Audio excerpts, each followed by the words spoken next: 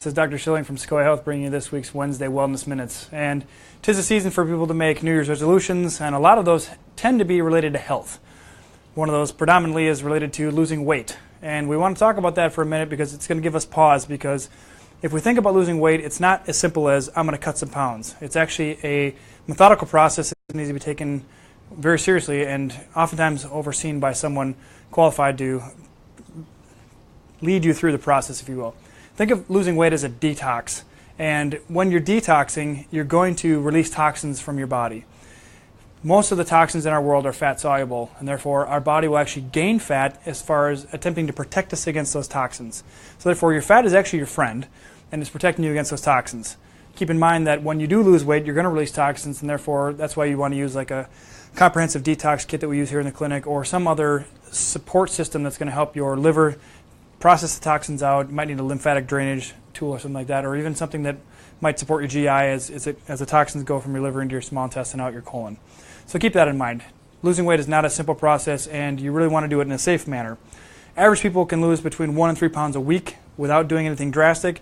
Those people are doing like an HCG type diet, really low calories, increasing their hormone. They're going to lose maybe 3 to 5 in a safe manner. Some people will drop a lot of bloat at first. Men typically drop bloat, whereas women hold on to more fat mass over time.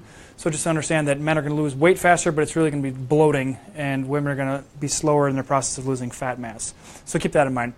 During this process, self-talk matters. What you're saying to yourself as far as your body image and how you're communicating to yourself. When you look in the mirror, what are you saying?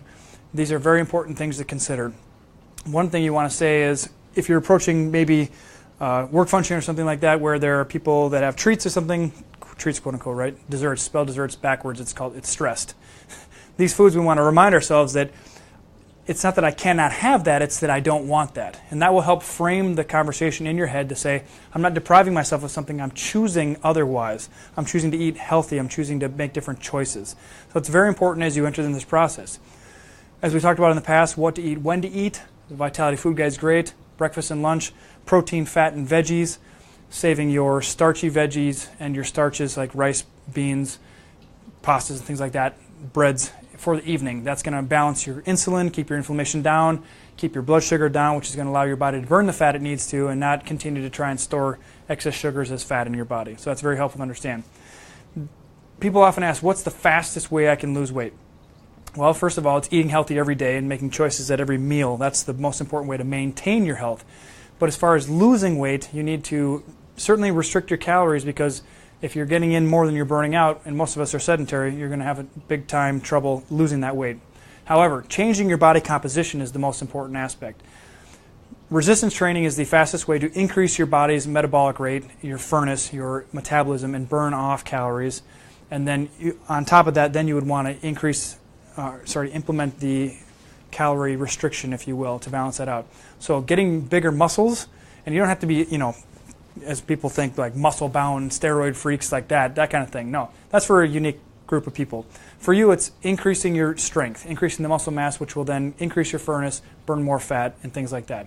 So therefore, people always ask, what's the fastest way? The most efficient way is increase your body mass in terms of lean muscle, which will help decrease the fat mass. So understand that's the best way. How much to eat is a common question as well. Do I eat one big meal? Do I eat several different meals? Do I graze throughout the day? Generally speaking, the body will respond ideally to smaller doses throughout the day, from a standpoint of you're not going to get a huge bolus, as they say in nutrition, a big amount of food that your body has to process, and then whatever it can't burn then, it's going to have to store somewhere, whether it's glycogen in your muscle and your liver or as fat tissue. And everything that's a carbohydrate turns into sugar, which is then stored once the liver and the muscles have been filled up. And that's why we want to save all our carb loading till the evening, so allowing our body the opportunity to burn off those excess carbs during the day, replenishing them at night, helping you sleep at night, having more stable energy during the day. Think of it as diesel versus gasoline. Diesel burns much more efficiently, slower over time, whereas gasoline has big spikes. So we want slower burning fuels like fats, healthy fats and proteins, and then we want to replenish the stores we have in the evening with those carbs, the high starch ones. If most efficient time to exercise, generally speaking from a exercise physiology standpoint, is between 3 and 5. That's when your body has its peak availability. Oftentimes, if you're going to exercise in the morning, you may want to consider implementing some type of caffeine type supplement to get your body up to the metabolic rate that would be equivalent to the 3 to 5 in the afternoon, because most of us don't have that luxury. I get up at 5 in the morning because I don't have the luxury, nor do I want to take the time away from my family when I get home in the evening. Therefore, I get up in the morning and do it then. It's not ideal for the body. However, you can make it ideal for yourself. So those are just some helpful tips for you. Feel free to send us in any questions, any clarifications, areas you might want further expansion on so you can get a better understanding. We help people detox and lose weight all the time, so we're certainly here and happy to help you with that. Feel free to share this to your friends and family, those who are setting those New Year's resolutions and they're trying to lose weight. Remember, it's daily resolutions. If you set smaller goals to achieve a bigger goal, you're going to get there before you know it. But if you have this big, monstrous goal and you think, oh, how am I going to climb that mountain in 2 steps, it's not going to work. So take those little, small bites, as I say, each meal. Get toward your goal each day. Set daily resolutions rather than long-term resolutions. You're much more likely to stick with them and be more effective. We certainly hope this has been beneficial. Give us a thumbs up. Send us a message.